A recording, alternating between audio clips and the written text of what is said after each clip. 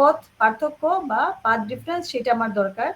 So এইখান থেকে আমি দেখো পাথ ডিফারেন্সটা সহজেই বের করে ফেলতে পারি, যার মান হচ্ছে ডি সাইন থিটা। ঠিক আছে, এটা হচ্ছে এই ডেল এক্সটা হচ্ছে দুইটা রেজে গেল S1 P sorry S1 Q এবং S2 কিউ, এই দুইটার মধ্যে পথের পার্থক্য, পাথ ডিফারেন্স। ঠিক আছে, সো এই হচ্ছে আমার পাথ ডিফারেন্সের ইকুয়েশন। কোথা থেকে আসলাম একদম পরিষ্কার করে বুঝালাম, তারপরেও যদি কেউ না বুঝো আমাকে জিজ্ঞেস করতে পারে প্রশ্ন। ডিস্ট্রাকটিভ ইন্টারফিয়ারেন্স, এই যে n ল্যামডা এবং 2n + 1 ল্যামডা বাই 2, এইটুকুই হচ্ছে আসলে সেই পাথ ডিফারেন্সটা যাদের কারণে ধ্বংসাত্মক এবং গঠনমূলক ব্যতিচার তৈরি করে। ঠিক আছে, সো এখন তাহলে আমি একটু কনস্ট্রাকটিভ ইন্টারফিয়ারেন্সে যাই। আচ্ছা, এখন এইটুক তো আমি চলে গেছি বেশ খানিকটা, আমি এখনটা কাজ করি, এখানে শর্তটা একটু লিখে দিই, যেহেতু আমাদের ড্রয়িং করা শেষ হয়ে গেছে। এই যে ইয়াংস ডাবল স্লিট এক্সপেরিমেন্টে প্যাটার্ন আমরা দেখতে পারি, এটার কিছু শর্ত আছে। ঠিক আছে, কন্ডিশন ইন্টারফারেন্সের প্যাটার্ন সেটা দেখতে পারবো। প্রথম কন্ডিশন হচ্ছে লাইট শুড বি, আমি বুঝাচ্ছি একটু একটু করে, লাইট শুড বি কোহেরেন্ট। ঠিক আছে, এখন আমাকে তোমরা বলো যে কেউ কি কোহেরেন্ট লাইট কি জিনিস কখনো কি শুনছো, মানে যাই যদি শুনে থাকো আর কি কোনো কিছু কখনো, সেটা আমার সাথে একটু শেয়ার করো।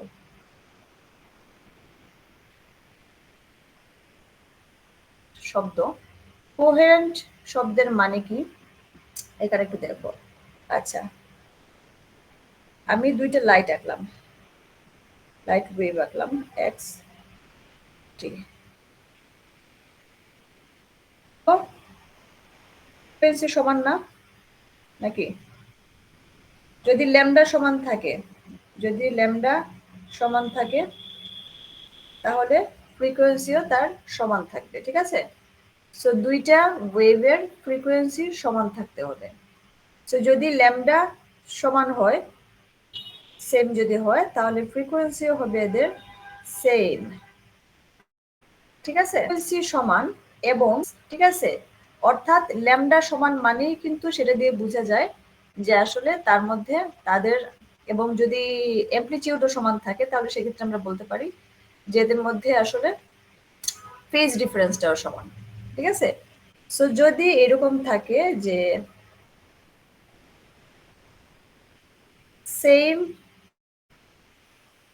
অ্যান্ড সেম ফেজ ডিফারেন্স, যদি এই দুটা কন্ডিশন মেনে চলে তখন আমরা সেটাকে বলবো এই দুটা লাইট হচ্ছে কোহেরেন্ট লাইট। ঠিক আছে, অর্থাৎ শুড বি মনোক্রোমেটিক।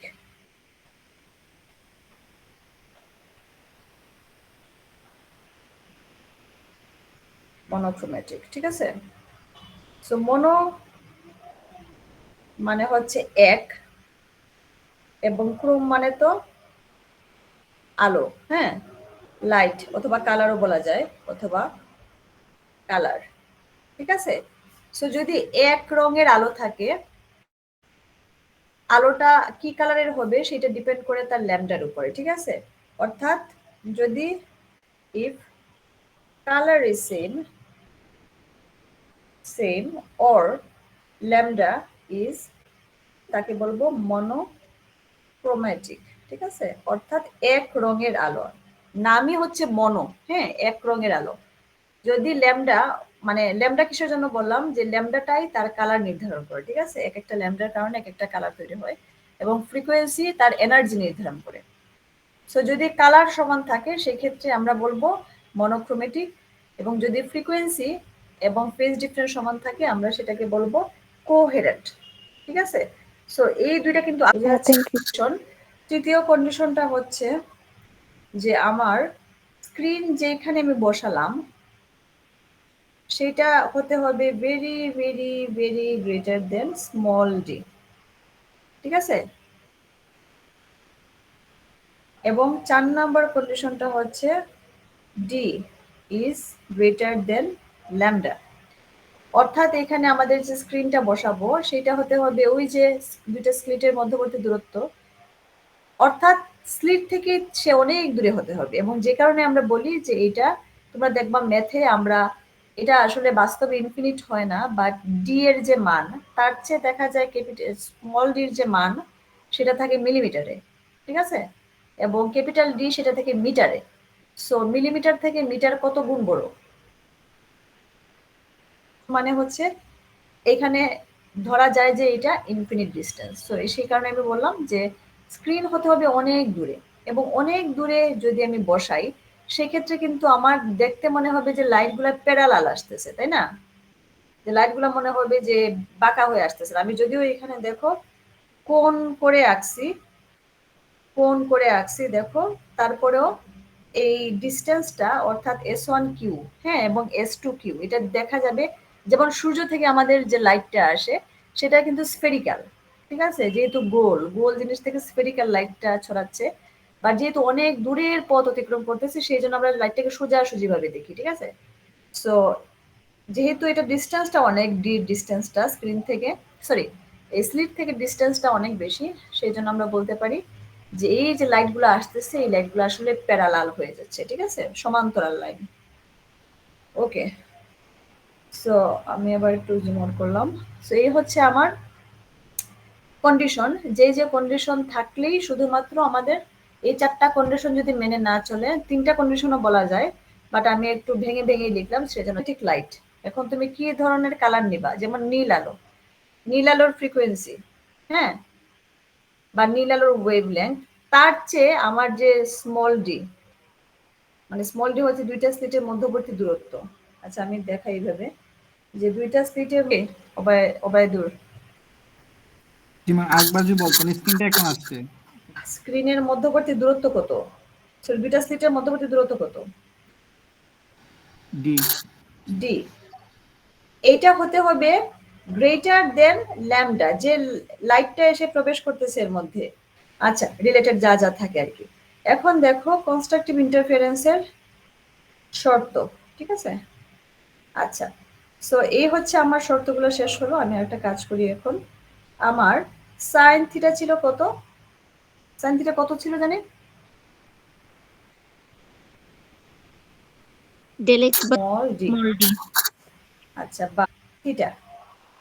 ওকে, আমি যাচ্ছে কলমটাতে সেজন্য আজ একটু পরে রেসপন্স করতেছে। আচ্ছা এখন দেখো আমি আর কলম, এখানে দেখো আমার একটা কাজ করি আমি, একটা কাজ করো তোমরা, এখানে পি দিয়ে দাও, হ্যাঁ, এই লেভেলিংটা পি করে দাও, এবং এই লেভেলটা ও দিয়ে দাও, ঠিক আছে, মানে যেখানে মিডল পয়েন্ট সেটা দাও ও, এবং স্ক্রিনে যেটা যে পড়ছে সেটা দাও পি, তাহলে আর কি আমার লেভেলিং করতে একটু সুবিধা হয়। আচ্ছা এখন দেখো আমার এই যে ত্রিভুজটা যেহেতু প্যারালাল, সব রেগুলার প্যারালাল ধরা যায়, কারণ হচ্ছে অনেক দূর থেকে আসতেছে, দূর থেকে বলতে হচ্ছে বাস্তবে এটা অনেক দূর থেকে যে আসতেছে সেরকম না, বাট এই যে যে প্যারামিটার গুলো আছে D, small D, capital D, এটা একটা একটার চেয়ে অনেক গুণ বড়। তো সেই কারণে বলা যায় যে এটা মানে বেশ দূরে অবস্থিত বা ইনফিনিট ডিস্টেন্স এরকম বলা যায়। এখন দেখো আমার S1 S2 কে, এই যে ত্রিভুজটা, যেহেতু অ্যাঙ্গেলটা ছোট, হ্যাঁ, কারণ অনেক দূর থেকে আসতেছে, তো অনেক দূর থেকে আসলে দেখা যায় যেহেতু প্যারালাল, সো প্রায় 0 ডিগ্রি কাছাকাছি এরকম ধরা যায়। সো S1 S2 কে, এবং এই যে আমি ডট সাইন দিয়ে, ডটেড লাইন দিয়ে আমি একটা ত্রিভুজ দেখো আলাদা করছি যে ও কিউ পি, হ্যাঁ, এই দুইটা ত্রিভুজ কিন্তু সমান, যেহেতু অনেক দূর থেকে আসতেছে, থিটা প্রায় 0-র কাছাকাছি, অনেক ছোট।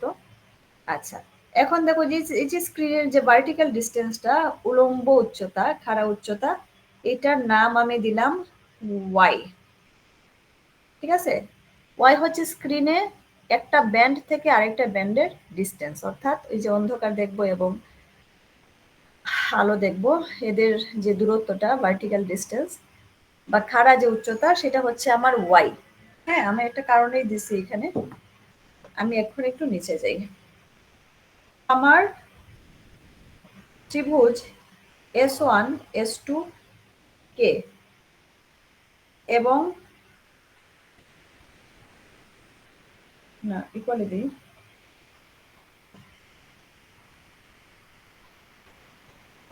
ত্রিভুজ ও পি কিউ এই দুটা কিন্তু সমান। হ্যাঁ, তো সমান যেহেতু, সেহেতু আমি একটা কাজ করি,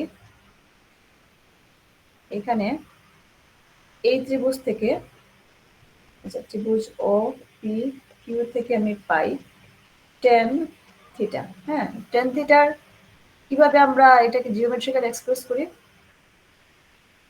লম্ব বাই ভূমি, তাই তো? ম্যাম। হ্যাঁ বলো। তখন নেমে যাবে না, জি ম্যাম। এস টু কিউ তখন এই যে পির নিচে চলে আসবে বা পির কাছাকাছি চলে আসবে, বুঝা গেছে তো? ও কিউ এখন দেখো কুনাকুনি হিসাবে আছে, বাট এটাকে যদি আমি টেনে এই যে কিউটাকে পির কাছাকাছি নিয়ে আসি, তাহলে ফ্ল্যাট হয়ে যাবে না লাইনটা?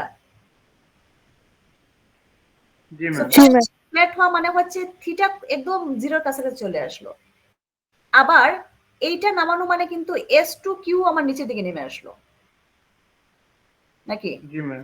জি ম্যাম। আচ্ছা, এখন যদি আমার এস ওয়ান কে, এই লাইনটাকে যদি আমার ঠিক রাখতে হয় লম্ব হিসেবে, তাহলে এস ওয়ান কেটা বামের দিকে সরে যাবে না? কারণ এটা তো নিচে, লাইনটা তো নিচের দিকে চলে আসছে।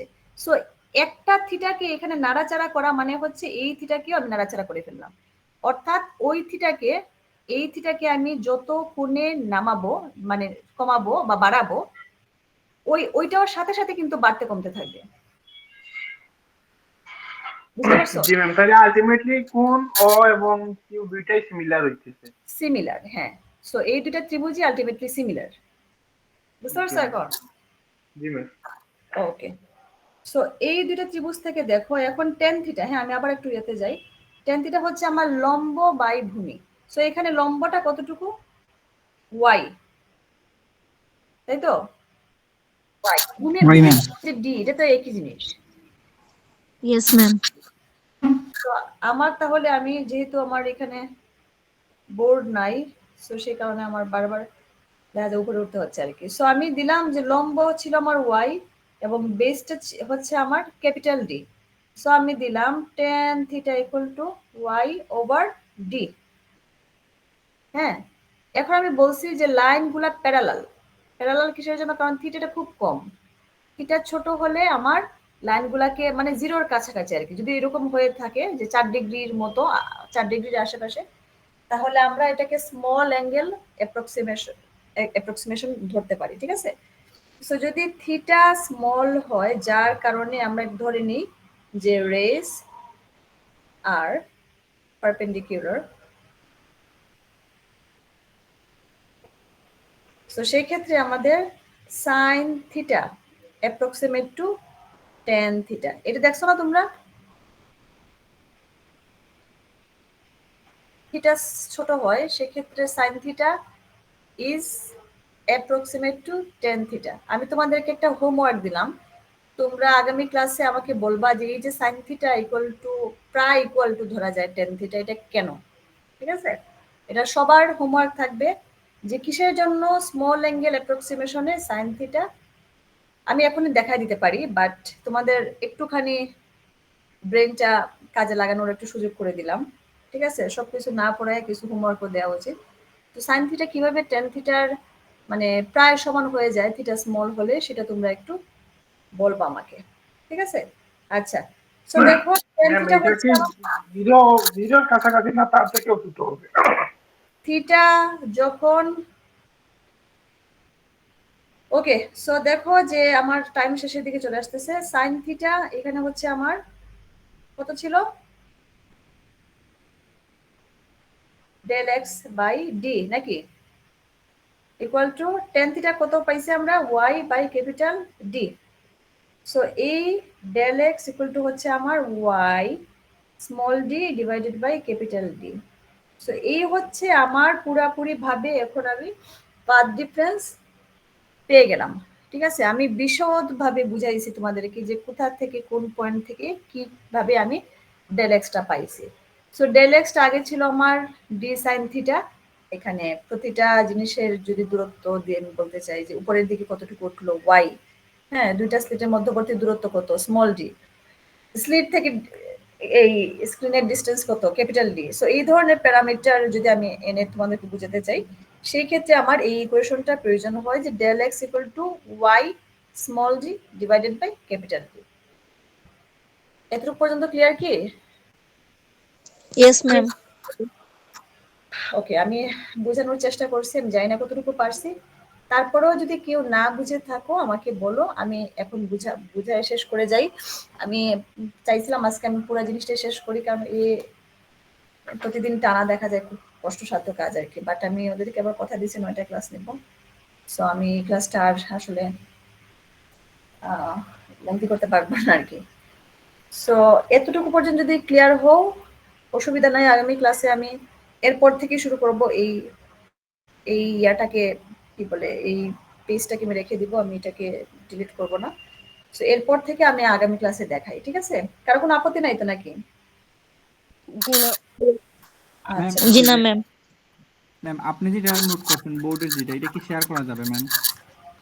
আমি শেয়ার করলে তোমরা একেবারেই ক্লাস হয়ে যাবা, মানে তোমরা কিছুই লিখবা না, কিছুই বুঝতে চাইবা না, ভাববা যে এটা তো আসেই, পরে দেখে নিব। তো সেই কারণে আমি উদ্দেশ্য প্রণোদিতভাবেই তোমাদেরকে এটা শেয়ার করা আমার জন্য তো কোনো সমস্যা না আসলে, তাই না? বাট শেয়ার কেন করতেছি না, কারণ হচ্ছে এটা যদি একবার শেয়ার করে ফেলি এবং এটা যদি তোমাদেরকে আমি অভ্যস্ত করে ফেলি, তাহলে তোমরা কখনোই আর খাতায় লিখতে চাইবা না, বুঝতে চাইবা না। ম্যাম ভাববা যে ওইটা দিলে ম্যাম ক্লাসটা ম্যাম বুঝতে একটু সুবিধা হয়। আপনি ম্যাম এটা করতে পারেন যে আমাদের নোটগুলো চেক করতে পারেন হোয়াটসঅ্যাপে, এরকম কিছু একটা দিলে হয়তো। আমার খেয়ে অনেক কাজ আছে, সো তোমাদের নোটগুলো আমি কিসের জন্য চেক করবো বলো? আমার খেয়ে কাজের অভাব আছে বলো? তাই কি ম্যাম বলো? ওই আচ্ছা ম্যাম দেখেন যেটা। আচ্ছা ঠিক আছে, শোনো আমি পাঠায় দিব। বাট জিনিসটা হচ্ছে যে তোমাদেরকে মানে এটা অনেকটা স্পুন ফিডিং এর মতো হয়ে যায়। হ্যাঁ, আমি চামচ দিয়ে খাওয়াই দিলাম, তোমরা শুধু গিল্লা, এরকম একটা অবস্থা। সেটা আমি করতে চাই না আর কি। কারণ হচ্ছে ব্রেইন একটা অত্যন্ত মূল্যবান জিনিস। হ্যাঁ, এটাকে আমরা যতক্ষণ পর্যন্ত এক্সারসাইজ করবো ততক্ষণই এটা আমাদেরকে সার্ভ করবে আর কি। আদারওয়াইজ এটা খুব অলস হয়ে যাবে আর কাজ করতে চাইবে না। সো যতদিন আমি এইভাবে দেখা